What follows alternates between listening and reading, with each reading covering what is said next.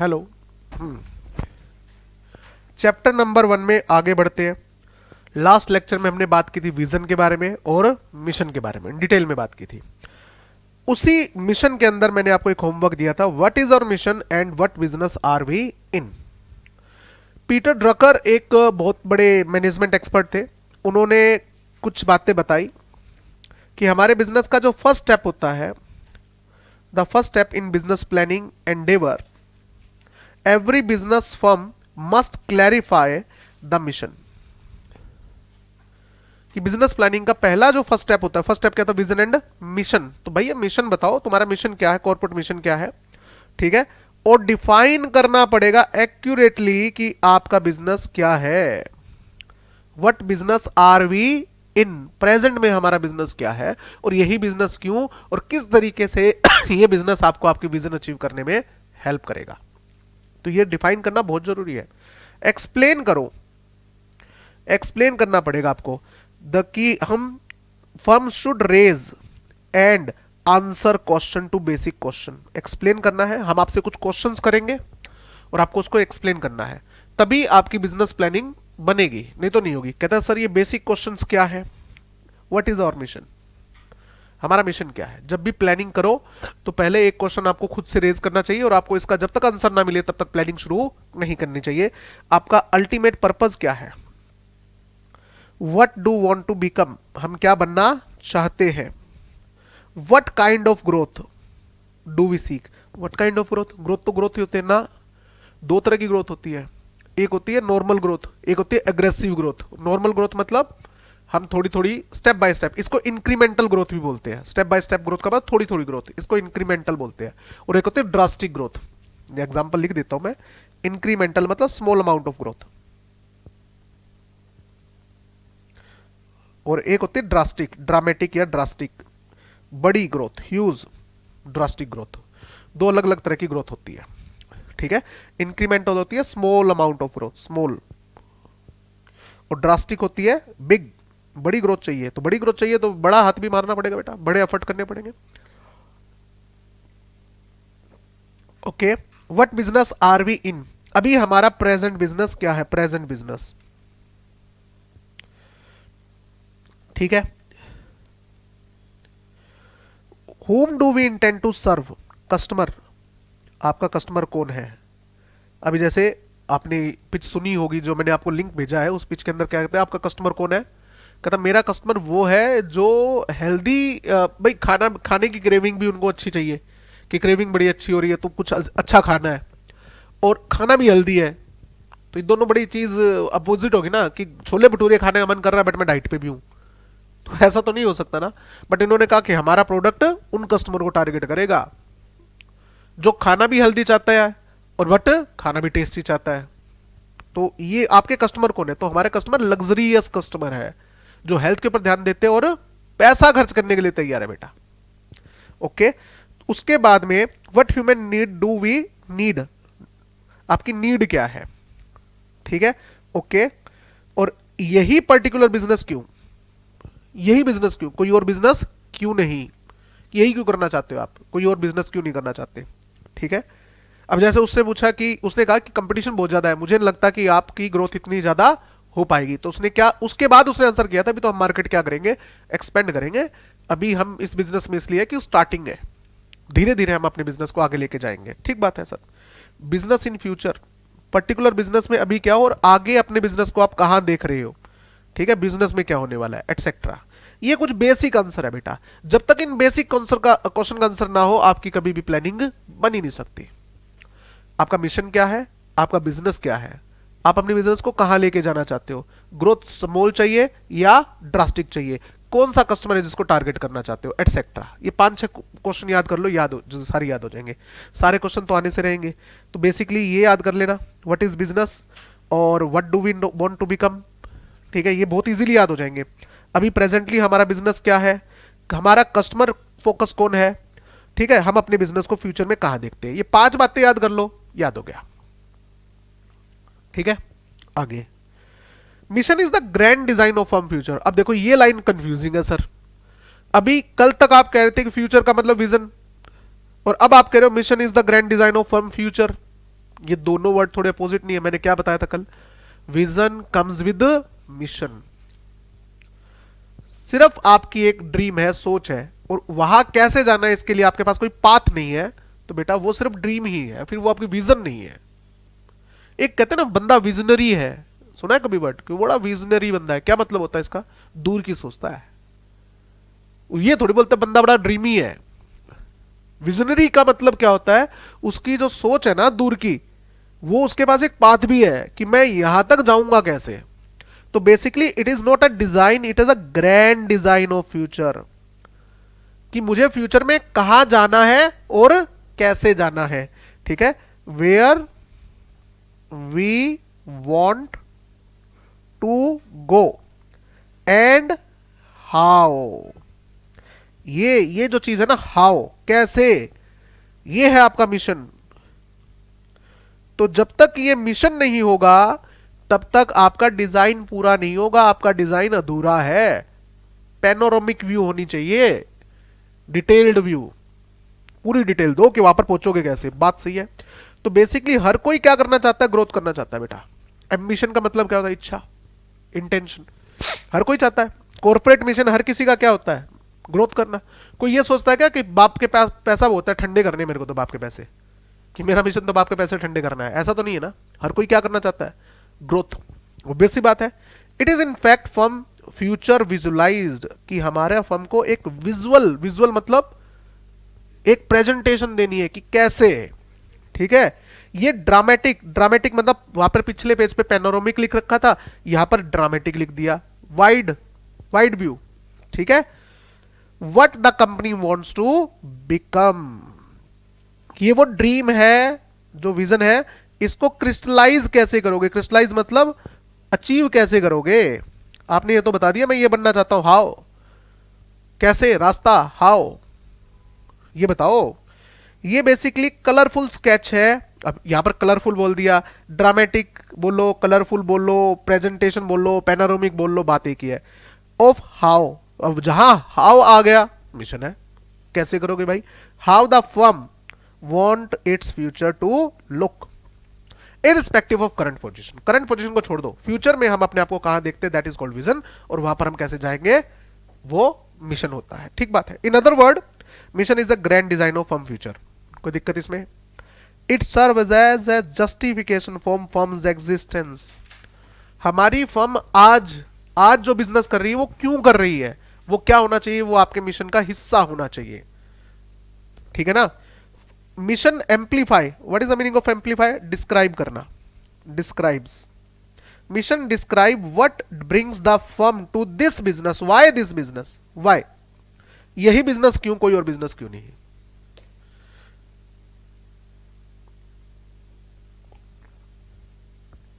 समझ आ रहा है आगे। In other words, mission serve as a justification for firms presence and existence, कि मेरी फर्म यहां पर क्यों है, हम ये बिजनेस क्यों कर रहे हैं, कोई और बिजनेस क्यों नहीं। क्लियर है। टेस्ला, अब टेस्ला बताओ क्या बनाती है, ईवीज, बट सैटेलाइट भी तो है उनके पास। उनकी क्या तैयारी है, मंगल ग्रह पे बस्ती बनाने की तैयारी है। ठीक है, बातें बहुत करते हैं कि मंगल ग्रह पे हम बस्ती बना देंगे, ये करेंगे वो करेंगे, बट ये जो टेस्ला का फाउंडर कौन है, एलन मस्क, पागल इंसान है बेटा। उसने बस बना दी है, स्पेस शटल, पूरी बस बना रखी उसने, कि मैं अंतरिक्ष में लेके जाऊंगा लोगों को घुमाने के लिए, जैसे बस होती है ना घूमने के लिए कि हम पहाड़ों पे जा रहे हैं, हम कहीं और जा रहे हैं। उसने वो बना रखी है सैटेलाइट, सॉरी सैटेलाइट नहीं, एक रॉकेट बना दिया वहां पर जाने के लिए, सैटेलाइट है बेसिकली, हाँ रॉकेट बना दिया एक तरीके से, और वो बस है बेसिकली। इसको क्या बोला उसने, स्पेस शटल, इसने क्या बना रखा है, स्पेस शटल, और इसके लिए कंपनी बना रखी है स्पेस एक्स। इसका विजन क्या है, मंगल ग्रह पे बस्ती बनाऊंगा, मंगल ग्रह पे लोगों को बसाऊंगा, और फिर लोगों को ट्रैवल करा के लाऊंगा, धरती पे तो बहुत घूमने में, तुम्हें अंतरिक्ष में घुमाऊंगा। तो वो आज प्रेजेंट में क्या बना रहा है, स्पेस शटल बना रहा है, और बुकिंग भी स्टार्ट कर रहा है कि आ जाओ भैया। और इस बुकिंग में कौन जाएगा, अपने जैसे लोग, करोड़पति, अरबपति, करोड़पति भी नहीं, अरबपति खरबपति लोग बेटा, क्योंकि एक बार का ट्रेवल आने जाने खर्चा बहुत लगेगा। तो ये उसका उस बिजनेस की विजन है। कार का बिजनेस अलग है उनका, स्पेस शटल का बिजनेस अलग है। तो कहते भाई ये क्या बना रहा है, ये क्यों बना रहा है स्पेस शटल, कहते क्योंकि लोगों को वहां घुमाने लेके जाऊंगा। कहता है बहुत दूर की बात है, क्या बहुत दूर की बात है, बट मेरे पास उसका क्या है, डिजाइन है कि कैसे। टेक्नोलॉजी के मामले में वो सबसे आगे है। पॉइंट समझ में आ रहा है? Mission is market oriented.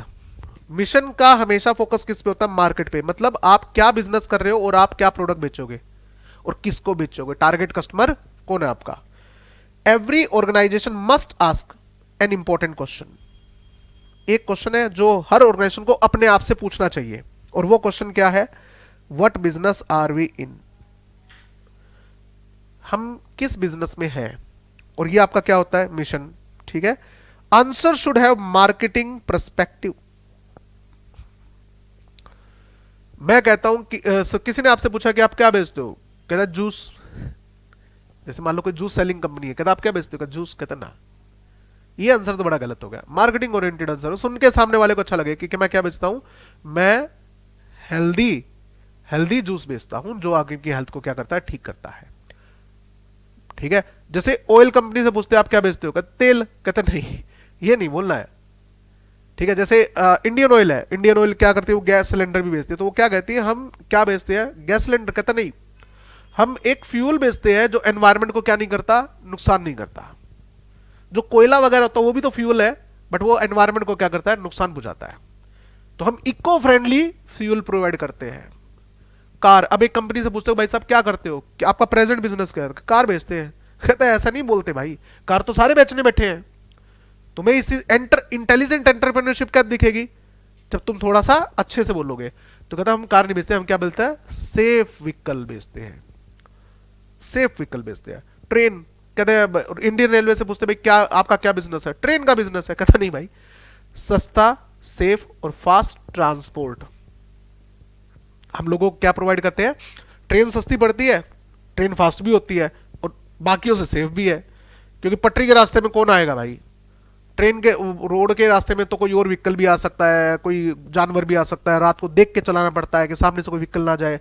Train में हम लेटे होते तो आराम से जाते हैं ना, ट्रेन में सो के जा सकते हैं ना। हाँ, तो ये होता आंसर। आपका जो आंसर होता है ना वो मार्केट ओरिएंटेड होना चाहिए। ठीक है। And should not be restated to production. आपको ये नहीं बताना मैं क्या बेच रहा हूं, ना ना ना ना, ये नहीं होना चाहिए, ये नहीं होना चाहिए। Not to be restated to production, मैं क्या बेच रहा हूं, what I am selling, what I am selling, नहीं नहीं, मैं क्या बेच रहा हूं ये नहीं पूछा। मार्केट ओरिएंटेड आंसर होना चाहिए कि आप कस्टमर को कैसे खुश खुश रख रहे हो, कस्टमर को आप क्या सॉल्यूशन दे रहे हो। आप कस्टमर को ट्रैक कर रहे हो तो ये बताओ आपका प्रोडक्ट कस्टमर की किस तरह की प्रॉब्लम को सोल्व करेगा, तभी तो कस्टमर तुम्हारे पास आएगा। पॉइंट समझ में आ रहा है? देखो अब क्या लिखा हुआ इसमें, जैसे टेबल दे रखी है इंडियन ऑयल। अब दो कह दिए ना, एक तो होगा प्रोडक्ट ओरिएंटेड आंसर कि मैं क्या बेच रहा हूं, क्या मैं भैया ऑयल बेचता हूं और गैस बेचता हूं। इंडियन ऑयल क्या करती है, तेल बेचती है और सिलेंडर बेचती है। मार्केट ओरिएंटेड आंसर क्या है, safe and cost effective energy. Point समझ में आया? इंडियन रेलवे क्या कहते हैं, किस चीज का बिजनेस है, ट्रेन का। कभी पागल हो गया, ये तो प्रोडक्ट ओरिएंटेड आंसर हो गया। हमारा प्रोडक्ट क्या है, कस्टमर ओरिएंटेड क्या है, we offer transportation and material handling system.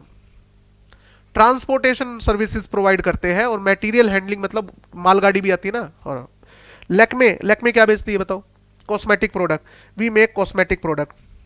कहता ना, ये आंसर नहीं हुआ, वी सेल होप, हम उम्मीद बेचते हैं। ठीक है। अच्छा, मेकअप करके क्या उम्मीद होती है आपकी, कोई मेकअप खूबसूरत, तो बेसिकली हम आपको होप बेच रहे हैं कि आप सुंदर दिख रहे हो। कोई मेकअप करता है तो क्यों करता है, अब लड़का मेकअप क्यों नहीं करता, हमें सुंदर दिखना ही नहीं होता। ठीक है, हम तो रफ एंड टफ होते हैं, हमारी आधार कार्ड पे जो फोटो होती है और जो इंस्टाग्राम पे फोटो होती है सेम होती है। और लड़कियां देखना, जो क्लास में बैठी होती है, जो पार्टी होती है, उनमें शक्ल बिल्कुल चेंज हो जाती है। हमें तो कोई ये कहे ना कि चल शादी में चलेगा, कि हाँ मैं चल चल मैं शाम को नहा के फिर आता हूँ। नहा के क्यों आ रहा है, तेरे बाप की शादी है, नहाने की भी क्या जरूरत है, पागल है, बाल बाल और चल, और नहीं तो इसकी भी क्या जरूरत है। ठीक है।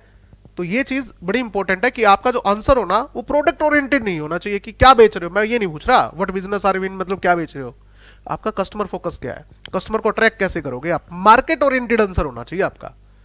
पॉइंट सब में आ गया? ओके। उसके बाद आया टॉपिक अपना goals and objective. Goals and objective. अच्छा, इसका डायग्राम तो बनवा दिया था ना मैंने आपको, विजन फ्यूचर डेस्टिनेशन। हाँ, एक डायग्राम बनाया तो था, कुछ पिछले पेज पे बना लिया था ना। हाँ, ये रहा। ठीक है, ठीक है।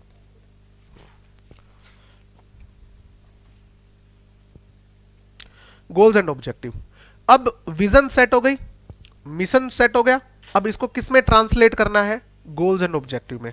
Translate vision and mission into goals and objective. एक ही बात है, गोल्स एंड ऑब्जेक्टिव एक ही बात है, ठीक है, सिनोमियस है।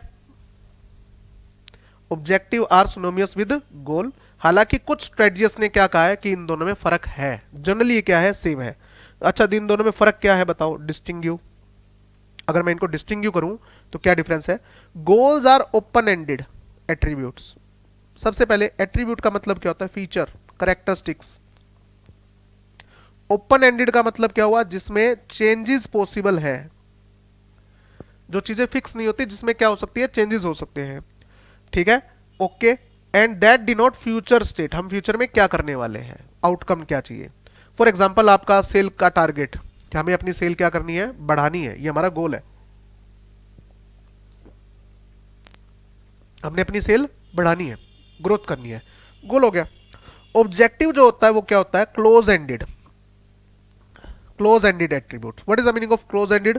जिसमें ज्यादा चेंजेस ना किए जाए, यानी कि इन सिंपल वर्ड मोर स्पेसिफिक। जब चीजें क्या होती है, ज्यादा स्पेसिफिक होती है, तो उसे हम क्या बोलते हैं? ऑब्जेक्टिव। ऑब्जेक्टिव वर्ड बड़ा है, तो बेसिकली बड़ी बात। आपने कहा कि आपको सेल बढ़ानी है, कितनी? 20%। कितने टाइम में? अगले साल तक। हमने कहा कि हमें अपना टर्नओवर डबल करना है, तो ये क्या गोल है? कितने टाइम में? 5 साल में डबल करना है। ये क्या हो गया? ऑब्जेक्टिव हो गया, तो मोर स्पेसिफिक, ठीक है। जैसे अभी वो शार्क टैंक में जो पिच सुनते हो, तो उनसे क्या पूछते हैं कि इस साल आपका टर्नओवर कितना है, और फिर वो बताते हैं कि हमें एक्सपेक्टेड है कि अगले साल तक हम अपना टर्नओवर इतना ले जाएंगे, तो वो क्या है? ऑब्जेक्टिव बता रहे हैं कि हमारा ऑब्जेक्टिव ये है। तो गोल और ऑब्जेक्टिव में जनरली कोई फर्क नहीं होता, बस सिर्फ ये है कि जो ऑब्जेक्टिव होते हैं वो ज्यादा स्पेसिफिक होते हैं। ऑब्जेक्टिव क्या होते हैं? ज्यादा स्पेसिफिक होते हैं, इतनी बात है। जनरली इनमें कोई फर्क नहीं होता। Distinction is not made by several theorist, कि दोनों कहते हैं कि सेम बात है, इंटरचेंजेबली आप इसको यूज कर सकते हो, ठीक है। इन सिंपल वर्ड ऑब्जेक्टिव जो होते हैं, अब यहां से स्टार्ट हो जाती है कहानी, कि ऑब्जेक्टिव और गोल वैसे जनरली क्या होते हैं? इंटरचेंजेबली यूज करने वाले वर्ड होते हैं। तो हम पूरे चैप्टर में या पूरे आगे तक के अंदर एसएम के बाकी जितना भी सिलेबस रह गया, सब में हम गोल और ऑब्जेक्टिव को क्या मान के चलेंगे? एक ही वर्ड मान के चलेंगे, ठीक है।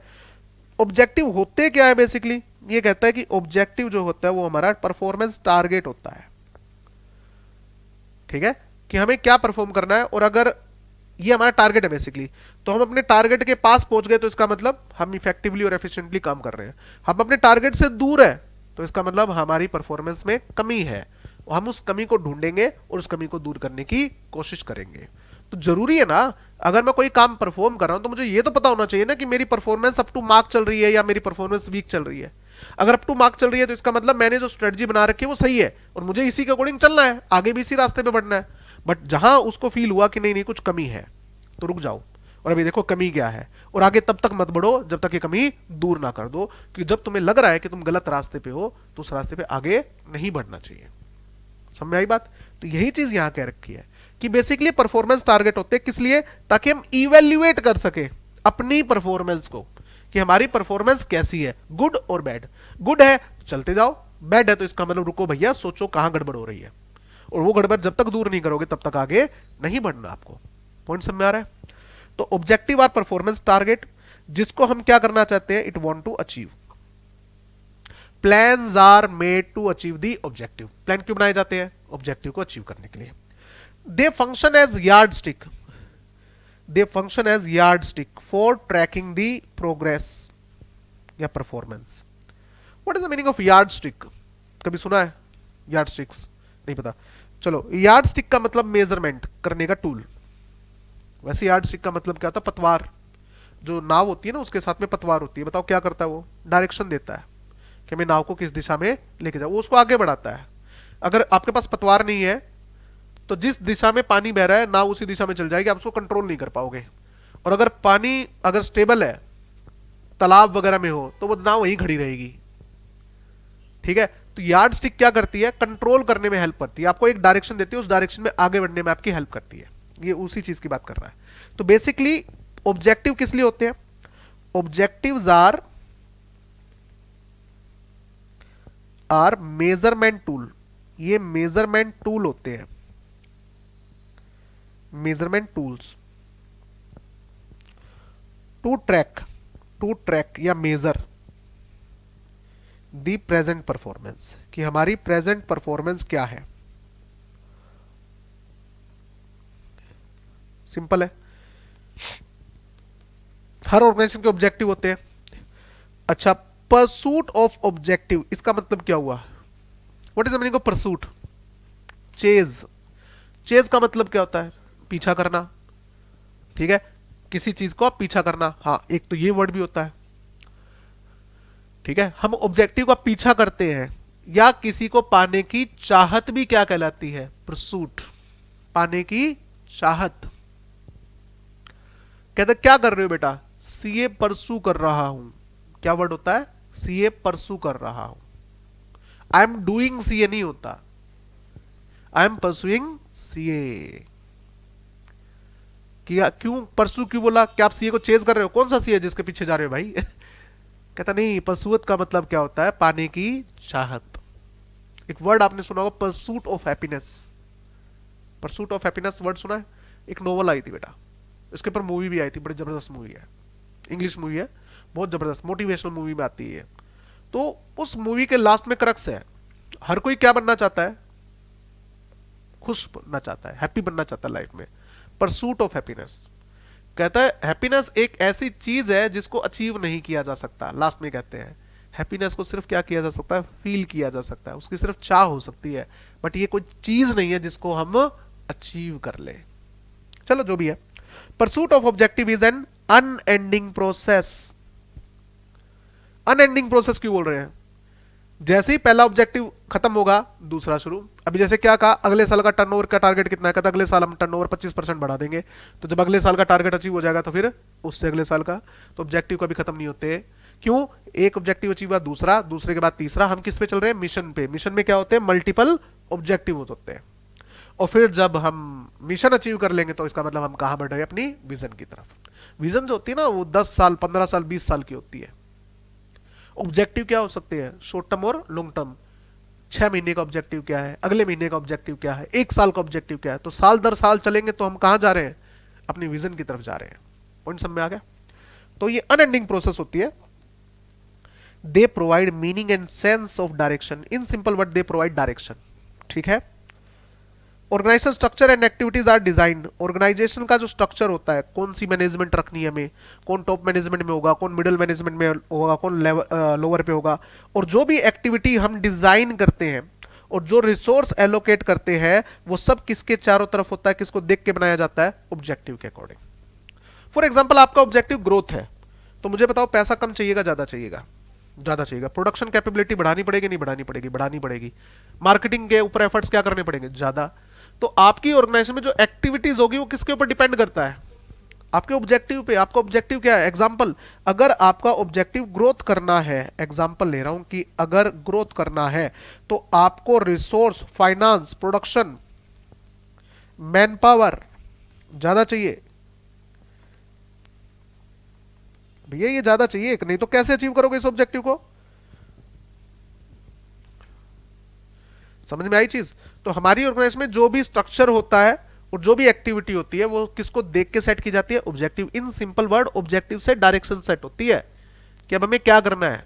ठीक है ना, ओके। अब हमें क्या करना है, अब फ्यूचर में क्या करना है, mission and vision. They also act as benchmark, ये बेसिकली क्या है, बेंचमार्क। बेंचमार्क का मतलब क्या होता है, standards for guiding organisation activity. बार बार वही वर्ड आ रहा है। हमारी ऑर्गेनाइजेशन में क्या एक्टिविटी परफॉर्म की जाए और कब परफॉर्म की जाए, उसको कौन डायरेक्ट करता है, उसको डायरेक्ट करता है आपका ऑब्जेक्टिव, बेसिकली स्टैंडर्ड्स। ठीक है, और सबसे इंपॉर्टेंट लाइन, दे इवेल्युएट दी परफॉर्मेंस। हमारी ऑर्गेनाइजेशन की परफॉर्मेंस गुड है, बैड है, एवरेज है क्या है? कैसे पता लगेगा? परफॉर्मेंस टारगेट सेट करो। आपने परफॉर्मेंस टारगेट सेट किया, 100 करोड़ का टर्नओवर करना है, साल के एंड पे देखा एक्चुअल में कितना हुआ, 90%, 90 करोड़ का हुआ, तो कितने परसेंट कमी रहेगी? 10% कमी रहेगी। तो आपकी परफॉर्मेंस 10% कम है, तो अगली बार क्या करना पड़ेगा? थोड़े और एफर्ट करने पड़ेंगे, किस चीज में कमी रहेगी ढूंढो और अगली बार उस कमी को दूर करो ताकि आप अपना टारगेट अचीव कर पाओ। आपका टर्नओवर कितना है सर? 98 99 करोड़ के आसपास, मतलब टारगेट के काफी क्लोज पहुंच गए हम। तो अब मौका है कि हम इस टारगेट को बढ़ाना चाहे तो बढ़ा सकते हैं। अगर बहुत कमी रहेगी तो टारगेट बढ़ाने की सोचें या फिर पहले वाली कमी को दूर करो? पहले तो पहले वाली कमी को दूर करो। अब किसी बच्चे के मान लो फाउंडेशन ही नहीं हो रहा, वो सोचा कि फाइनल की तैयारी कैसे करूंगा, तो भाई तो पहले फाउंडेशन तो क्लियर कर बेटा, पहले ये ऑब्जेक्टिव तो अचीव कर, वो आगे का ऑब्जेक्टिव है। ठीक बात है ना? ओके। करेक्टरिस्टिक्स, ऑब्जेक्टिव की करेक्टरिस्टिक्स क्या होती है? Objective with strategic focus relate to outcome. Objective relate to outcome. What is the meaning of outcome? चाहिए क्या, आउटपुट क्या चाहिए। तो ऑब्जेक्टिव का मतलब चाहिए क्या, इस साल क्या चाहिए, अगले महीने क्या चाहिए, अगले 3 सालों में क्या चाहिए, तो ये क्या होता है? ऑब्जेक्टिव। अभी आपका ऑब्जेक्टिव क्या है? ग्रुप 1 क्लियर हो जाए, ठीक है, फिर ऑब्जेक्टिव क्या होगा? ग्रुप 2 क्लियर हो जाए, फिर ऑब्जेक्टिव क्या होगा? आर्टिकलशिप मिल जाए अच्छी जगह पर। ठीक बात है ना? Objectives are unending process. ठीक बात है ना? फिर मिशन सीए कंप्लीट हो जाएगा आपका, तो मिशन सीए के बाद विजन मिल जाएगी, कहते नहीं, फिर ऑब्जेक्टिव क्या सेट होगा? नया मिशन क्या होगा? अब जॉब चाहिए, जॉब पे परफॉर्म करना पड़ेगा, अच्छा परफॉर्म करेंगे तो फिर प्रमोशन मिलेगा, और जब एक अच्छी पोजीशन पे आ जाएंगे तब आपकी विजन आपको अचीव होएगी, उससे पहले थोड़ी होएगी। ओके। ऑब्जेक्टिव जो है ये to be meaningful serve the intended role, serve the intended role, ये हमें बताते हैं कि हमारा रोल क्या है। ठीक है, ऑर्गेनाइजेशन में हमारा रोल क्या है, मुझे क्या एक्टिविटी करनी है। ठीक है, मेन चीज ये है कि इसमें फॉलोइंग कैरेक्टरिस्टिक्स होती है। सबसे पहले it define the organisation relationship with environment. Define organisational relationship with environment. इस लाइन का मतलब क्या हुआ? क्या आपका ऑब्जेक्टिव कभी भी एनवायरमेंट के अगेंस्ट हो सकता है? कभी नहीं हो सकता। अगर आपका ऑब्जेक्टिव ग्रोथ करना है, ठीक है, अगर आप अपना ऑब्जेक्टिव ग्रोथ करना सेट करना चाहते हो, तो भैया ये तभी हो सकता है जब एनवायरमेंट में कोई अपॉर्चुनिटी नजर आए आपको और उसको एनकैश करने के लिए आपके पास क्या हो? इनफ स्ट्रेंथ भी हो। तभी ऑब्जेक्टिव ग्रोथ सेट कर सकते हो, नहीं तो ग्रोथ ऑब्जेक्टिव सेट नहीं हो सकता। इन सिंपल वर्ड, आपका ऑब्जेक्टिव एनवायरनमेंट के अगेंस्ट नहीं हो सकता। ये डिफाइन करता है कि ऑर्गेनाइजेशन का बिजनेस एनवायरनमेंट से क्या लेना देना है। ठीक है, okay. Facilitate towards achievement of vision, mission and purpose. ये हमें किसकी तरफ लेके जाता है? हमारे मिशन की तरफ। मिशन के बाद किसकी तरफ लेके जा रहा है? बताओ, विजन की तरफ। यानी कि that is objective must be, objective must be in line. In line मतलब accordance to mission and vision.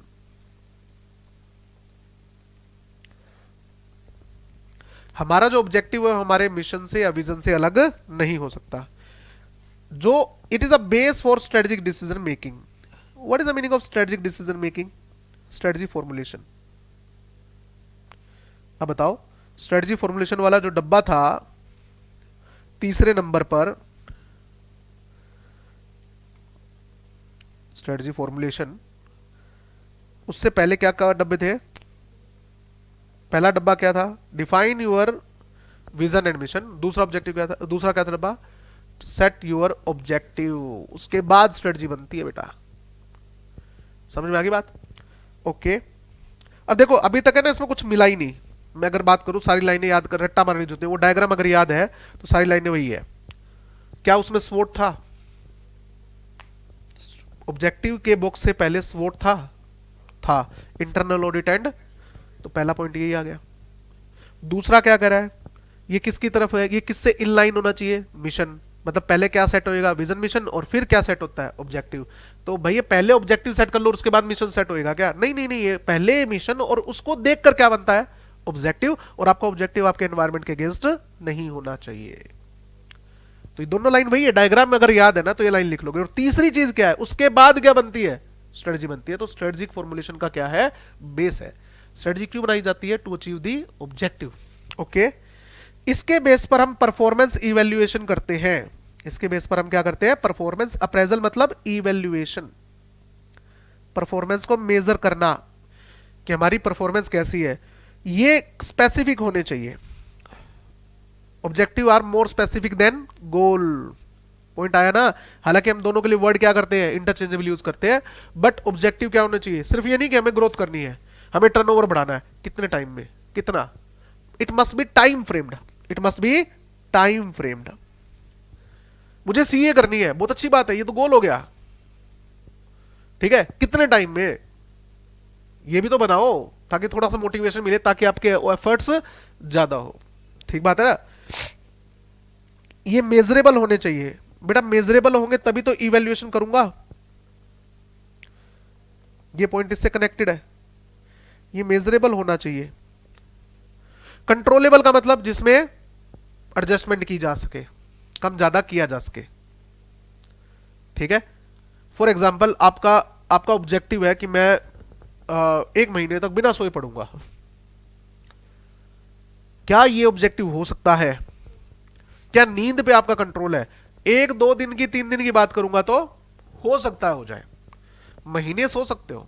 तो ये आपका ऑब्जेक्टिव नहीं है बॉस कि मैं 1 महीने तक बिना सोए पढ़ूंगा। क्यों नहीं हो सकता? It is not controllable. तो जिस चीज पर कंट्रोल हो ना कि ये मैं कर सकता हूं, कैपेबिलिटी हो, तभी तो कंट्रोल होगा ना। जो चीज आपके कंट्रोल में नहीं है, इसका मतलब उस चीज के लिए आप कैपेबल नहीं हो, वो कभी भी आपका ऑब्जेक्ट नहीं हो सकती। पॉइंट समझ में आया? तो ऑब्जेक्टिव मस्ट बी मेजरेबल और it must be controllable. Okay, challenging. हमेशा ना जो आपकी कैपेबिलिटी है उससे थोड़ा सा एक स्टेप आगे का ऑब्जेक्टिव रखना चाहिए। क्यों? इससे आपको पुश मिलेगा और बेटर। अब जैसे मैं आपको एक एग्जांपल देता हूं कि मेरे दोस्त है कुछ जो जिम में जाते हैं। तो जिम में बॉडी बनाने के लिए जाते हैं वो, जैसे कुछ कुछ हेल्थ के लिए जाते हैं कि हमारा शरीर हेल्दी रहे। वो जॉगिंग वॉगिंग करते हैं, स्ट्रेचिंग वगैरह करते हैं, बेसिक एक्सरसाइज करते हैं। कुछ जाते हैं बॉडी बिल्डिंग के लिए, अच्छी बॉडी बनाने के लिए, बढ़िया शौक है उनका भाई। अब वो क्या करते हैं, मैं जब भी उनको देखता हूँ ना, जब पहली बार गया था देखने के लिए तो वो 10 किलो वाला डंबल उठा रहे थे। थोड़े दिन बाद गया तो 15 किलो का उठा रहे थे। उसके थोड़े टाइम बाद गया 20 किलो का डंबल उठा रहे थे, और वो डंबल उठाते हुए उनको पेन हो रहा था। मैं कहा ये क्या कर रहा है? बोला 20 का डंबल उठा रहा हूँ। मैं कहा जब ये नहीं उठ रहा तो वो 15 वाला उठा ले। कहते भाई ये 15 वाला तो मैं बहुत इजीली उठा लेता हूं। हमें कौन सा डंबल उठा रहा है जो हम इजीली ना उठा पाए? मैं कहता उससे क्या होगा? मैं इससे तो दर्द हो रहा है तेरे को। कहता ना इससे हमारी स्ट्रेंथ बिल्ड होती है। कहता 10 से 20 पे ऐसे ही आया हूं। अगर मैं 10 वाला ही कंफर्टेबली उठाता रहता तो मैं 20 पे कैसे आता? पॉइंट। पुश यूर सेल्फ, अपने आप को पुश करो। तो पुश कैसे होगा? जब वो चैलेंजिंग हो। जो आप चीज इजीली अचीव कर सकते हो वो कभी भी ऑब्जेक्टिव नहीं होना चाहिए। थोड़ा सा एफर्ट उसमें क्या लगे? ज्यादा लगे, ठीक है। और ऑब्जेक्टिव आपस में क्या होते हैं? Correlated with each other. जैसे मैंने आपको बताया प्रोडक्शन डिपार्टमेंट का ऑब्जेक्टिव और सेल डिपार्टमेंट का ऑब्जेक्टिव आपस में क्या होते हैं? कोरिलेट। प्रोडक्शन डिपार्टमेंट का ऑब्जेक्टिव क्या होता है? माल बनाना। और सेल्स डिपार्टमेंट का ऑब्जेक्टिव क्या होता है? माल बेचना। तो मुझे एक बात बताओ, अगर प्रोडक्शन डिपार्टमेंट वाला माल ही नहीं बना पाएगा तो सेल वाला बेचेगा क्या? तो इनके ऑब्जेक्टिव आपस में क्या होने चाहिए? कोरिलेटेड होने चाहिए। तो सेल डिपार्टमेंट वाला क्या करता है? प्रिडिक्शन करके देता है कि इस साल कितना टारगेट है माल बेचने का। तो वो कहता है इस साल मुझे 50,000 यूनिट बेचने का टारगेट है। तो ये किसको बताएगा? प्रोडक्शन डिपार्टमेंट को बताएगा कि इस साल मेरा 50,000 यूनिट बेचने का टारगेट है। तो इसका मतलब क्या है? तो प्रोडक्शन डिपार्टमेंट वाला कहता है तेरा टारगेट है, तेरा ऑब्जेक्टिव है तो रख तेरे पास, मेरे को क्यों बता रहा है? अरे भाई इतना माल बना के रखियो, मैं तेरे को ये कहना चाह रहा हूं। फिर प्रोडक्शन डिपार्टमेंट वाला कहता है अच्छा इतना माल बनाना है, मैं बना दूंगा। उसने 50,000 यूनिट बना दी, 50,000 यूनिट बिक भी गई, बट नुकसान हो गया बॉस। कहता कैसे? कहता भाई साहब आपने स्टोर तो चेक करा नहीं, इन्वेंट्री चेक करें, इन्वेंट्री में 20,000 यूनिट बनी पड़ी थी यार।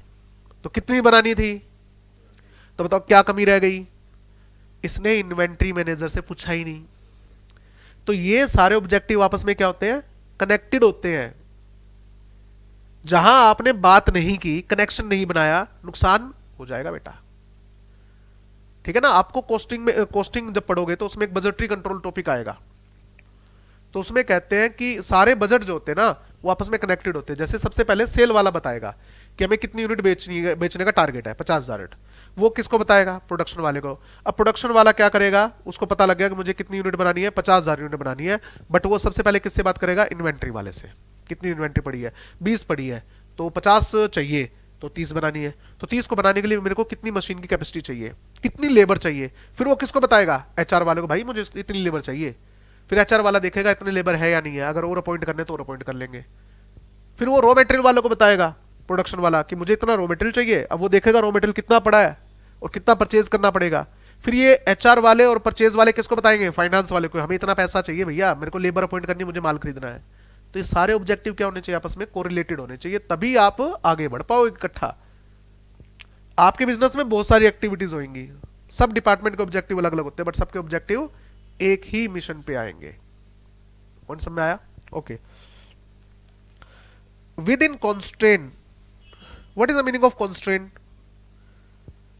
औकात, लिमिट, रिसोर्स। अब ये दोनों वर्ड है ना, थोड़े से अजीब लगेंगे, कंट्रोलेबल, चैलेंजिंग, और इसको मैं लिंक करता हूं, कंट्रोलेबल और चैलेंजिंग को, इससे। औकात में रहना जरूरी है। अब बताओ, औकात में रहना क्यों जरूरी है? ताकि वो ऑब्जेक्ट में कंट्रोल कर सको। कोई चीज अगर मेरी औकात से बाहर है तो क्या आप उसे कंट्रोल कर पाओगे? अच्छा, आपको स्कूटी चलानी आती है बेटा, गाड़ी गाड़ी चलानी नहीं आती, और गाड़ी चलाने के लिए बैठा दे तो कंट्रोल नहीं होगी सर, वो मुझसे कंट्रोल नहीं होगी और एक्सीडेंट हो जाएगा। सर मुझे मेरी लिमिटेशन पता है, मैं स्कूटी चला सकती हूं, मैं कार नहीं चला पाऊंगी। आप गाड़ी चलाते हो, कार चलानी आती है बेटा? ठीक आती है। और मैं आपको बस चलाने के लिए दे दूं तो उसमें भी तो 4 टायर है, उसमें भी स्टीयरिंग है, गियर वगैरह वही सिस्टम है, बट सर गाड़ी चलाने और बस चलाने में फर्क है, मैं बस कंट्रोल नहीं कर पाऊंगा। तो जो आप अपनी लिमिट में हो, बट इसका मतलब फिर चैलेंजिंग कैसे हुआ? अपने आप को पुश करो। कार चलाना कब सीखोगे? जब कार चलाओगे। तो अपने आप को पुश करो। बाइक चलानी तो आपको आ गई, गाड़ी सॉरी व्हीकल चलाना तो आ गया, 2 व्हीलर। कहता है पुश करने का मतलब ये नहीं है कि सर औकात से बाहर चले जाओगे। पुश का मतलब क्या है? एक स्टेप आगे, एक स्टेप आगे। तो कार चलाने के लिए पहले क्या करना पड़ेगा? कार चलानी सीखनी पड़ेगी। जब तुम्हें लगे कि मेरे को थोड़ी थोड़ी कार चलानी आ गई है, तब उस पे जाना है ना। मैं स्विमिंग सीख रहा था एक बार, मैं थोड़ी बहुत आती है, हल्की फुल्की स्विमिंग पूल में, कि कभी यार घूमने चले गए कोई होटल वगैरह में, वहां पर स्विमिंग पूल होता है ना, तो लोगों को है ना तैरता हुआ देखते हैं, हमारा भी मन करता था कि हम भी तैरे। बट जब तैरना नहीं होता तो पानी में क्या लगता है? डर लगता है। तो हम क्या करते थे, उस जहां पर पानी कम होता ना, 2 फुट होता, वहीं पे बैठ के यूं बैठे रहते थे, यूं यूं करते रहते थे। तो बड़ा अजीब सा लगता था। और बाकी लोग जो है 5 फुट पानी, 6 फुट पानी के अंदर आराम से बड़ा बढ़िया तरीके से तैर रहे होते थे। तो मैंने यहाँ पर स्विमिंग ज्वाइन कर ली, और स्विमिंग ज्वाइन कर ली तो मेरे को लगा कि स्विमिंग सीख लेंगे 1-1.5 महीने में, बट इतना आसान नहीं होता। ठीक है, वो कहते हैं फ्लैप करो, ऐसे करो, वो करो, वो सिखा रहे थे। भैया 1-1.5 महीने हो गए, थोड़ा थोड़ा आ रहा है, पानी में ढंग से ब्रीदिंग करना ही नहीं आ रहा था उस टाइम तो। फिर वो सिखा रहे थे एक दिन। तो एक दिन ना वहाँ पर एक अंकल आए हुए थे। अंकल बोला बेटा बहुत टाइम हो गया, वो अपने बच्चों को लेके आ रहे थे, ठीक है, छोटे बच्चे को स्विमिंग सिखाने के लिए। क्या आपको आई नहीं है अब तक? मैंने, अंकल जी 1 महीना हो गया, अभी तो ब्रीदिंग थोड़ी आई और थोड़ा बहुत हाथ पैर मारने आए हैं। बोला बेटा सही तरीका बताओ स्विमिंग का। मैं क्या? जोड़ में कूद जाओ, जोड़ में कूद जाओ। जब आपकी जान पे आएगी ना, डूबने लगोगे, तो हाथ पैर अपने आप मरना आ जाएगा। हम सब ने ऐसे ही सीखी है। गांव के अंकल थे। मैं, बहुत अच्छी बात है, मैं आप अपने बच्चे को यहां सिखाने क्यों लेके आए हो? इनको जड़ में कुदा दो। वो चला गया अंकल। अरे भाई चैलेंजिंग होना चाहिए, इसका मतलब ये थोड़ी है साला जोड़ में कूद जाओ। जब थोड़ा बहुत सीख जाओ, तब थोड़ा सा आप जाओगे। हमें वो स्विमिंग वाले टीचर ने एक चीज सिखा रखी थी कि स्टार्टिंग में आपको 3 फुट पानी में सिखाएंगे, आपको आगे नहीं जाना है। जैसे जैसे आगे जाओगे गहराई बढ़ेगी, आपको वहां जाना ही नहीं है। 3 फुट में जब सीख जाओगे तो फिर 4 फुट में स्विमिंग करवाएंगे, 4 फुट के बाद 5 फुट में, और 5 फुट के बाद डाइविंग सिखाएंगे 6 फुट में। और कहता वहां तक पहुंचने में हो सकता है आपको 3 महीने, 4 महीने, 5 महीने भी लग जाए, बट स्टेप बाय स्टेप चलना। आप सोचो 3 फुट के बाद सीधा 6 फुट में कूद जाऊं, दिक्कत हो जाएगी। क्योंकि उस 6 फुट पानी में अगर आप जमीन पे भी खड़े होने की कोशिश करोगे तो भी आपकी गर्दन बाहर नहीं आएगी, सांस नहीं आएगी। तो पॉइंट है बेटा। तो चैलेंजिंग का मतलब ये नहीं है कि औकात से बाहर चले जाओ, औकात से थोड़ा सा ज्यादा बिल्कुल जो बाहर नहीं। ठीक है ना, तो ये वर्ड ध्यान रखने हैं। आगे आओ। ऑब्जेक्टिव दो तरह के होते हैं, एक लॉन्ग टर्म और एक शॉर्ट टर्म। मैंने थोड़ा सा आपको बताया था प्रॉफिटेबिलिटी, प्रॉफिटेबिलिटी के बारे में बताया था ना। अब मुझे बताओ प्रॉफिटेबिलिटी का मतलब क्या होता है? प्रॉफिट कमाना। क्या कोई बिजनेस नया आए और आते ही पहले साल प्रॉफिट हो जाए, ऐसे चांसेस है? नहीं सर। प्रॉफिटेबिलिटी हमेशा क्या आती है? लॉन्ग टर्म में आती है। स्टार्टिंग में हमारा ऑब्जेक्टिव क्या होता है? मार्केट में सर्वाइवल, पैर रखने की जगह मिल जाए, क्योंकि जैसे ही मैं मार्केट में जगह रखूंगा कंपटीटर मेरे ऊपर टूट के पड़ेंगे, मुझे बिजनेस नहीं करने देंगे। तो पहला ऑब्जेक्टिव क्या होता है? सर्वाइवल। फिर स्टेबिलिटी। फिर आप सोच सकते हो ग्रोथ, कि धीरे धीरे हम ग्रोथ करेंगे। और ग्रोथ का मतलब प्रॉफिट नहीं होता। ग्रोथ का मतलब क्या? मेरी सेल थोड़ी अच्छी जाने लगी, अब मैं थोड़ा सा प्रॉफिट में आना शुरू हो जाऊंगा। प्रॉफिटेबिलिटी का मतलब है कि अब अच्छा प्रॉफिट आ रहा है, इतना प्रॉफिट आ रहा है कि मैं अपने इन्वेस्टर को खुश कर सकूं। तो ये लॉन्ग टर्म ऑब्जेक्टिव होता है। कंपिटिटिव पोजीशन पाना। What is meaning of competitive position? Market share अच्छा खासा होना, ताकि मार्केट में मेरा नाम हो जाए। Huge market share, huge market share. वही बात, नया बिजनेस है तो आपको कौन जानता है, तो आपका प्रोडक्ट जल्दी से बिकेगा थोड़ी। धीरे धीरे मार्केट में जब आपकी पहचान बन जाएगी, लोगों को लगेगा हाँ इनका प्रोडक्ट अच्छा है, क्वालिटी है, तो फिर मार्केट शेयर बढ़ेगा। Point. Employee development, employee relationship. Relation कभी भी शॉर्ट टर्म में नहीं बनता बेटा। आप चाहते हो कि आपके इंप्लॉय छोड़ के ना जाए, वो आपके लिए लॉयल रहे। ठीक है, आपके इंप्लॉयज की एफिशिएंसी बढ़े, तो इसमें टाइम लगता है। इंप्लॉयज को डेवलप करने में, उनके साथ रिलेशनशिप बनाने में हमेशा क्या होता है? लॉन्ग टर्म ऑब्जेक्टिव होता है। ठीक है। Technology leadership. हमारी टेक्नोलॉजी क्या हो? बेस्ट हो। तो बेटा मार्केट में अभी तो एंटर करा आपने, बेस्ट टेक्नोलॉजी। इसको मैंने क्या बताया? पायनियर। हमारी टेक्नोलॉजी सबसे अच्छी हो, टेक्नोलॉजी लीडर बनना चाहते हैं हम। एप्पल, तो एप्पल पहली बार में एप्पल नहीं बन गया था, टाइम लगा था ना। पब्लिक रिस्पॉन्सिबिलिटी, सीएसआर के बारे में सुना है? कॉर्पोरेट सोशल रिस्पॉन्सिबिलिटी क्या कहता है, किस पे लगती है CSR? Section 135 of the company act. जिस कंपनी की नेटवर्थ 500 करोड़ या उससे ज्यादा हो, जिसका टर्नओवर 1000 करोड़ या उससे ज्यादा हो, और जिसका नेट प्रॉफिट 5 करोड़ या उससे ज्यादा हो, तो बेटा पहले साल कर पाओगे कॉर्पोरेट सोशल रिस्पॉन्सिबिलिटी, कि हम सोसाइटी के लिए कुछ करना चाहते हैं। अरे पहले खुद के लिए तो कर ले, खुद तो प्रॉफिट में आ जा। जब खुद प्रॉफिट में आएगा तभी तो पब्लिक के लिए कुछ करेगा। भगवान सबका भला करे, शुरुआत हमसे करे। तो पहले खुद तो कमा लो, खुद का भला तो कर लो, उसके बाद गरीबों के पेट भरने की बात करना। तो सोशल रिस्पॉन्सिबिलिटी बाद में आती है। प्रोडक्टिविटी का मतलब क्या होता है? Efficiency. Efficiency, efficiency comes with time, efficiency comes with time. तो ये लॉन्ग टर्म ऑब्जेक्टिव होते हैं बेटा। ओके। इनमें टाइम फ्रेम नॉर्मली कितना होता है? 2 से 5 साल। लॉन्ग टर्म ऑब्जेक्टिव हम किसको बोलते हैं?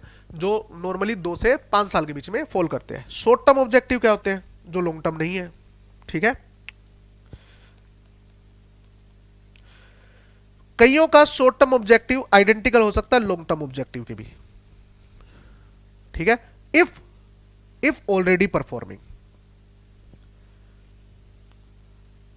अच्छा, आपने ये सुना है मनी मेक्स मनी? हाँ, मनी मेक्स मनी सुना हुआ है।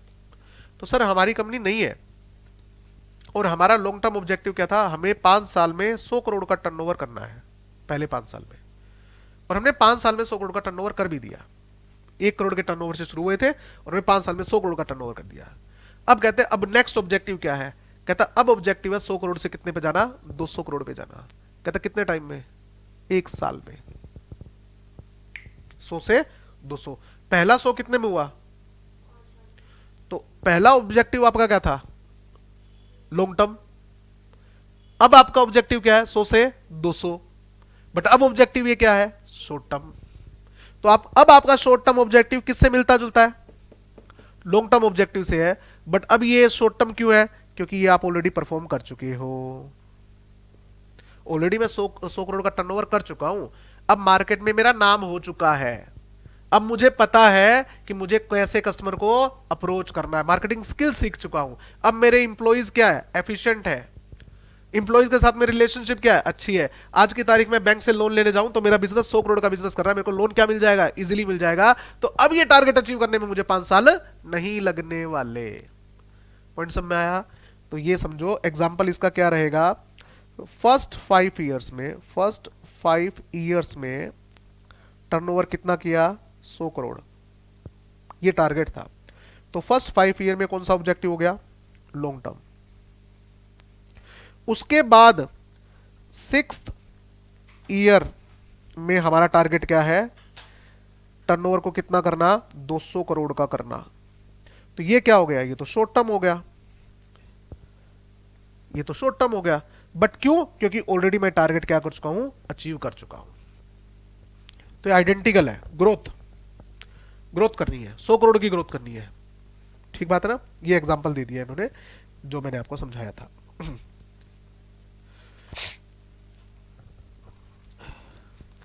Short term objective serve as step toward achieving long term objective. एक वो एडवर्टीजमेंट आती है शराब की, स्मॉल स्मॉल मिलाते जाओ लार्ज बनाते जाओ। देखिए कभी दारू की एडवर्टीजमेंट आती है, अब तो नहीं आती, बेसिकली वो है दारू की एडवर्टीजमेंट, वो सोडे की एड दिखाते हैं, क्योंकि दारू की एडवर्टीजमेंट करना अलाउड नहीं है ना, टीवी पे आती है। तो वो क्या दिखाते हैं, वो उसके अंदर वो बोलते भी है जो हीरो होते हैं कि स्मॉल स्मॉल मिलाते जाओ लार्ज बनाते जाओ। कि मैं स्टार्ट हुआ था एक्टिंग की गलियों से और आज मैं सुपरस्टार बन गया हूं, तो मैं स्मॉल स्मॉल स्टेप आगे बढ़ता गया और मैं आज लार्ज बन गया हूं। तो वो इशारा भी करते हैं कि स्मॉल स्मॉल मिलाते रहो। तो बेसिकली वो एडवर्टीजमेंट दारू की कर रहे हैं। तो वही चीज है बेटा ये, कि स्मॉल स्मॉल ऑब्जेक्टिव अचीव करते जाओ, आपका लार्ज ऑब्जेक्टिव अचीव हो जाएगा। तो it is a step towards your long term objective. समझ में आ गई बात। आपने कहा 5 साल में प्रोडक्शन डबल करेंगे, 100 करोड़ का करेंगे, तो हर साल का एक स्टेप बनाना पड़ेगा ना। पहले साल हम टर्नओवर करेंगे 5 करोड़ का, अगले साल हम टर्नओवर करेंगे 25 करोड़ का, उससे अगले साल हम इसको लेके जाएंगे 50 करोड़ पे, उससे अगले साल हम लेके जाएंगे 80 करोड़ पे, उससे अगले साल हम इसको करोड़ का टारगेट अचीव कर लेंगे। तो 5 साल है ना, तो 5 साल में हर साल तो आएगा ना बीच में, तो उसे क्या हम क्या बोलेंगे, शॉर्ट टर्म ऑब्जेक्टिव। ठीक है। Clearly establish objective offer, clearly establish objective offers many benefit. अगर आपके ऑब्जेक्टिव क्लियर है तो आपको बेनिफिट मिलेगा। दे प्रोवाइड डायरेक्शन, किस तरह के बेनिफिट्स मिलेंगे सर, अगर आपने अपने ऑब्जेक्टिव डिफाइन करके किस तरह के बेनिफिट मिलेंगे, वही डायरेक्शन। अलाउ सिनर्जी, सिनर्जी का मतलब क्या होता है, gain advantage. Aid in evaluation, evaluation of performance, evaluation of performance, आप अपनी परफॉर्मेंस को इवेल्युएट कर सकते हो, ट्रैक कर सकते हो।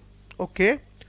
Establish priority, reduce uncertainty, minimise conflict, ठीक है, etcetera. Allocation of resource and design for the job, ये सारे आपके बेनिफिट है। ऑब्जेक्टिव अगर आपके क्लियर है तो मुझे ये पता है कि मुझे कितने रिसोर्स चाहिए और कौन सा बंदा क्या काम करेगा, प्रॉपर डिजाइन होगा और मैं अपनी परफॉर्मेंस को क्या कर सकता हूं, इवेल्युएट कर सकता हूं। इसको ऐसे याद करो, रिसोर्स एलोकेशन में हेल्प मिलेगी, कौन सा बंदा क्या काम करेगा मैं प्रॉपर तरीके से असाइन कर सकता हूं, और मेरी प्रायोरिटी क्लियर होगी कि क्या मुझे काम करना चाहिए और क्या नहीं करना चाहिए, और कौन सा काम पहले करना और बाद में, और इसके बाद डायरेक्शन, और उसके बाद हम अपनी परफॉर्मेंस को इवेल्युएट कर सकते हैं। बस 5 चीजें याद कर लो। रिसोर्स को अरेंज कर सकता हूं, किसको क्या काम करना है वो क्लियर हो जाएगा, ठीक है, प्रायोरिटी सेट हो जाएगी कि ये काम पहले करना है ये काम बाद में करना है, और हम सबको डायरेक्शन दे सकते हैं और लास्ट में अपनी परफॉर्मेंस को इवेल्युएट कर सकते हैं। ये लॉन्ग टर्म और शॉर्ट टर्म ऑब्जेक्टिव हो गए। क्लियर। Last, values. मैंने आपको वैल्यूज के बारे में बेसिक बात क्या बताई थी, वैल्यू का मतलब वो प्रिंसिपल जो डीप रूटेड है, जिससे हम जुड़े होते हैं। डीप रूटेड का मतलब जिससे हम जुड़े हैं, जिससे हमारा बिजनेस जुड़ा हुआ है। ठीक है। अच्छा अगर बताओ पौधे की रूट अगर हट जाए तो पौधा खत्म। अच्छा कोई पेड़ है, उस पेड़ की रूट निकाल दी तो पेड़ खत्म। अच्छा उस पेड़ की टहनियां काट दी, कुछ नहीं होगा, दोबारा उग जाएंगी। क्यों, it is rooted to earth. तो जो मिनरल्स वगैरह, जो पावर वगैरह उसको चाहिए वो मिल रही है, बट अगर जड़ से उखाड़ दिया तो उसको पावर मिलनी बंद हो जाएगी। तो जिस चीज के कारण आप जाने जाते हो, जिसके कारण आपकी वैल्यू होती है, वो चीज आपको मेंटेन करके रखनी चाहिए। और अगर आपने वही मेंटेन नहीं करी, आपके बिजनेस में वही चीज मेंटेन नहीं करी, तो आपका बिजनेस खत्म हो जाएगा। ये बिजनेस एनवायरनमेंट है ना बेटा, आंधी है। अगर आपकी रूट मजबूत है तो ये आंधी आपको, आपकी टहनियां तो तोड़ सकती है, यानी कि शॉर्ट टर्म में थोड़ा बहुत नुकसान तो हो सकता है, but if you are deep rooted तो आपका बिजनेस दोबारा फ्लोरिश हो जाएगा। बट अगर आपकी रूट ही कमजोर है तो आंधी के साथ गया। जब ये जियो की आंधी आई, मेजर कंपटीटर मार्केट में एंटर हो गया टेलीकम्युनिकेशन के अंदर, तो इस आंधी के अंदर जिनका बिजनेस डीप रूटेड नहीं था वो उड़ गए, जिनका बिजनेस डीप रूटेड नहीं था वो उड़ गए। एयरसेल, एयरसेल कंपनी थी, ठीक है। टाटा डोकोमो, ठीक है, बताया था ना। आरकॉम, ये उड़ गए, बट एयरटेल खड़ा रहा। वोडाफोन और आइडिया ने एक दूसरे को सपोर्ट दे दिया, इसलिए वो खड़े रहे, और आज देखो वो सरवाइव कर रहे हैं नहीं कर रहे हैं। एयरटेल तो अभी भी ग्रोथ कर रहा है, वोडाफोन और आइडिया सर्वाइवल मोड पे चल रहे हैं, उनकी आउटस्टैंडिंग बहुत खड़ी है गवर्नमेंट की ड्यूज की। इस कारण, क्यों? क्योंकि उनके पास कस्टमर बेस था, कस्टमर को उनके पर एयरटेल पे भरोसा है, वोडाफोन पे भरोसा है कि इनका जो सिम है, इनका जो नेटवर्क है अच्छा है। एयरसेल का नेटवर्क ही अच्छा नहीं था, वीडियोकॉन का नेटवर्क ही अच्छा नहीं था, ठीक है। टाटा डोकोमो के पास कस्टमर बेस बहुत ज्यादा नहीं थे, तो इसलिए जब कोई इनकी वैल्यू ही नहीं कर रहा, ठीक है, कि कस्टमर उनके पास जा ही नहीं रहा था, तो फिर वो उड़ गए बेटा। पॉइंट समझ में आया थोड़ा थोड़ा? तो बेसिकली ये वैल्यू सिर्फ कस्टमर को नहीं देनी, क्योंकि बिजनेस सिर्फ कस्टमर से नहीं चलता। बिजनेस के लिए क्या चाहिए? 5M, ठीक है, man, material, money, machine and market. तो इसमें मैन भी है बेटा। अगर आप अपने इंप्लॉइज की वैल्यू नहीं करोगे तो इंप्लॉय भी आपकी वैल्यू नहीं करेगा, और अगर इंप्लॉय आपकी कंपनी छोड़ के जा रहे हैं, बार बार जा रहे हैं, तो आपके बिजनेस को नुकसान होगा। अगर कोई कोचिंग इंस्टीट्यूट है, बड़ा है कोचिंग इंस्टीट्यूट है, तो उसमें इंप्लॉय क्या होगा? टीचर क्या होगा? टीचर क्या होगा? टीचर उनकी मेन वैल्यू है, और अगर वो टीचर चला गया तो उसकी जड़ हिलेगी या नहीं हिलेगी? हिलेगी बेटा। टीचर क्यों जाएगा? जब टीचर को वैल्यू ना मिल रही हो। अच्छा, टीचर को वैल्यू क्यों नहीं मिल रही? टीचर वैल्यू में क्या चाहता है? सिर्फ रिस्पेक्ट? ना ना ना, सिर्फ रिस्पेक्ट नहीं, पैसा भी चाहिए। अगर आप टीचर को पैसा टाइम पे नहीं दे रहे, अगर आप टीचर को पैसा टाइम पर तो दे रहे हो बट पैसा कम दे रहे हो जितना वो डिजर्व कर रहा है, तो बेटा वो जाएगा। क्यों? क्योंकि आप उनकी वैल्यू नहीं कर रहे हैं, और वैल्यू नहीं करोगे तो खत्म है कहानी। स्टूडेंट क्या है उनके लिए? कस्टमर। बट अगर स्टूडेंट को परेशान करोगे, सिलेबस टाइम पे नहीं खत्म करवाओगे, ठीक है, बार बार आप उनको हैरेस करोगे, तो स्टूडेंट अगली बार आएगा क्या?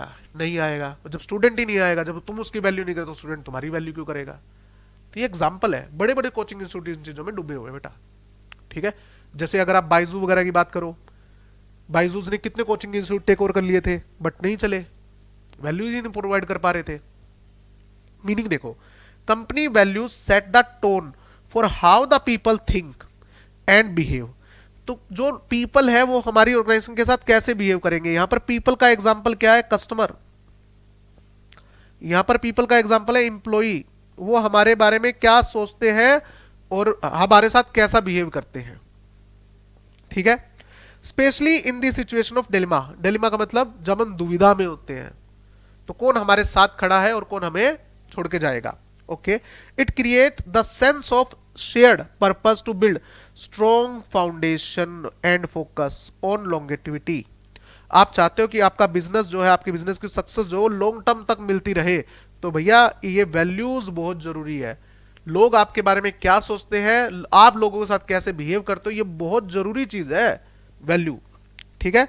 Value remain the centre, it is the centre point of vision, mission and goal.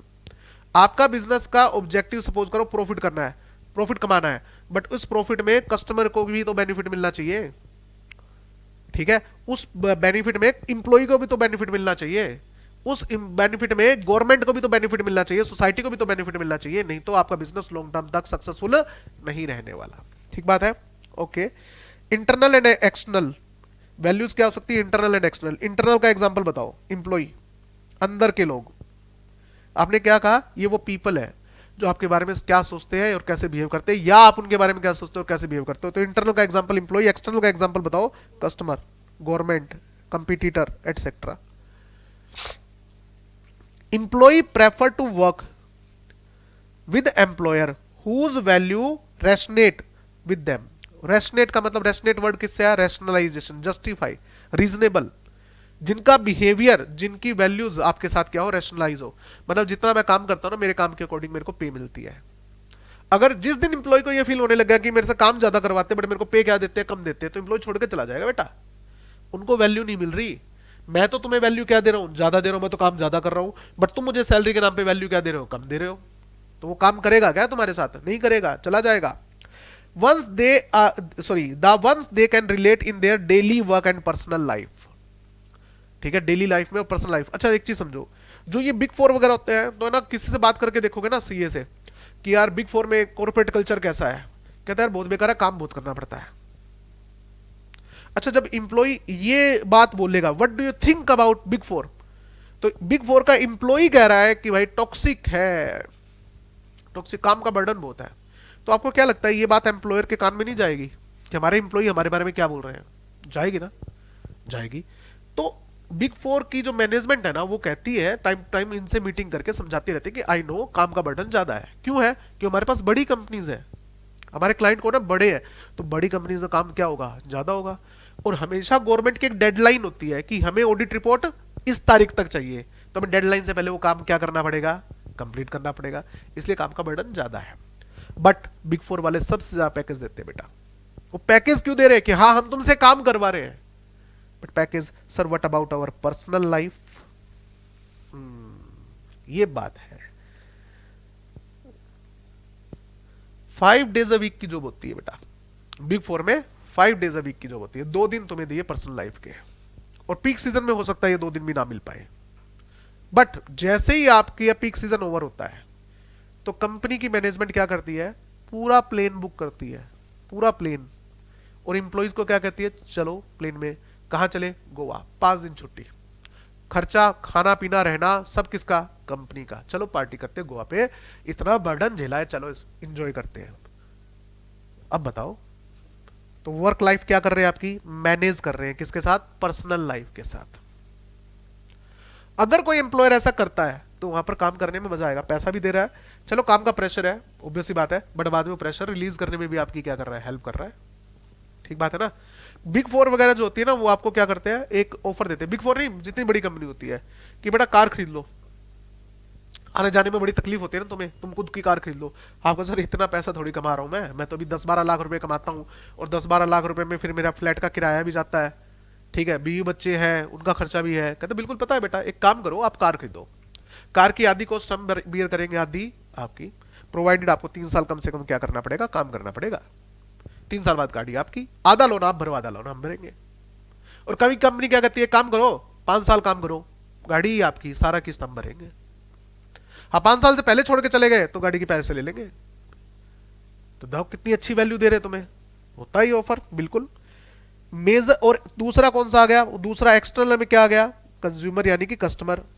Customer से that they will prefer, customer prefer to buy product and service from company that have a purpose that reflect their own value and belief system.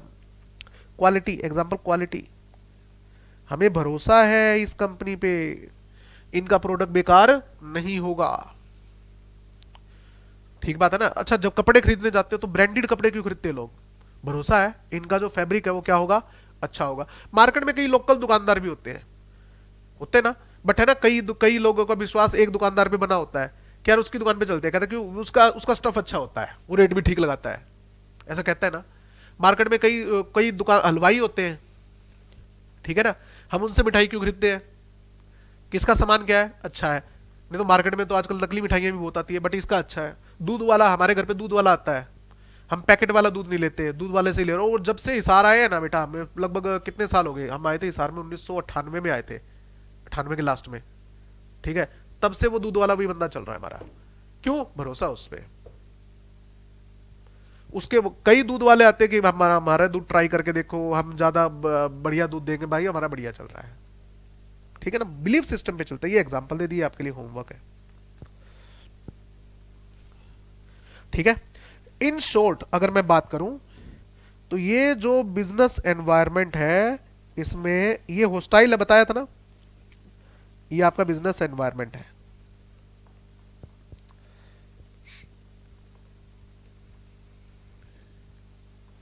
ये hostile है, बहुत ज्यादा hostile है, इसमें changes होते हैं, और कई बार चेंजेस हमारे फेवर में और कई बार फेवर में नहीं होते हैं। ये आंधी, ठीक है, इस आंधी का नाम क्या, जियो टेलीकॉम। और इस आंधी के अंदर कुछ पेड़ तो आज भी खड़े हैं, एयरटेल,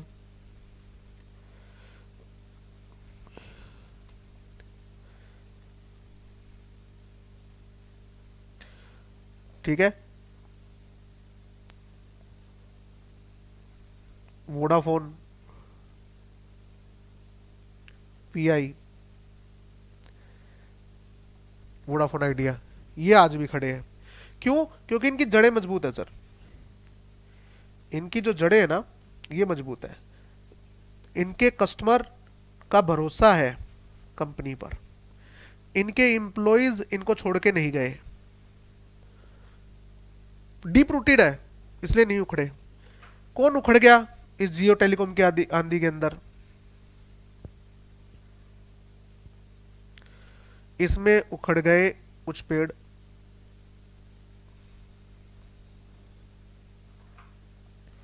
जैसे कि एयरसेल,